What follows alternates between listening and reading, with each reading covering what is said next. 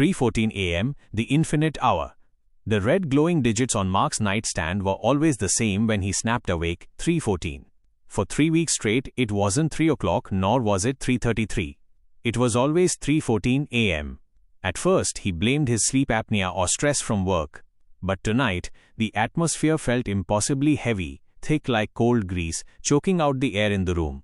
Mark turned on his side, bracing for the usual silence before falling back asleep. Then he heard the sound. It wasn't a bump in the night, nor was it the creak of old floorboards. It was a faint, wet click, like a plastic gear turning inside an oiled lock. He glanced back at his digital clock. 3:14, 1. Mark blinked. His clock was a cheap standard bedside display. It didn't show seconds. But now, squeezed tightly next to the 4, was a flickering red one. Click, 3 hours 14 minutes and 15 seconds.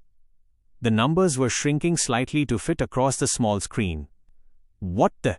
Mark muttered, reaching out to pull the power cord. Click 3. 14 is to 159. The room shifted. It wasn't a violent shake, it was a subtle sickening warping. The corners of his bedroom, usually crisp 90-degree angles, seemed to soften and melt inward. The shadows on the wall dissolved from straight lines into smooth, endless curves. 3.14159. Pi. A cold sweat broke out across his forehead. Pi was an irrational number. Infinite. Never ending. Never repeating. Click.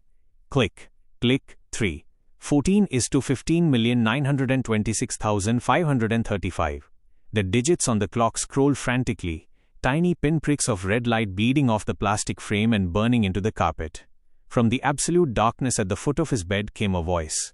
It wasn't human. It sounded like thousands of dry pages rustling together, shaping words without breathing. "A circle has no corners to hide in, Mark." Mark scrambled backward, his shoulders slamming into where the headboard should have been. But there was no headboard. The straight wood had bowed into a smooth, endless ring. He was trapped in a room where straight lines no longer existed. He looked toward the foot of his bed. Standing, or rather looping, was a shadow.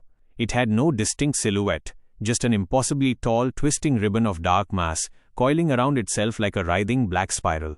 With every digit that ticked on the clock, the spiral expanded, swallowing more of the room.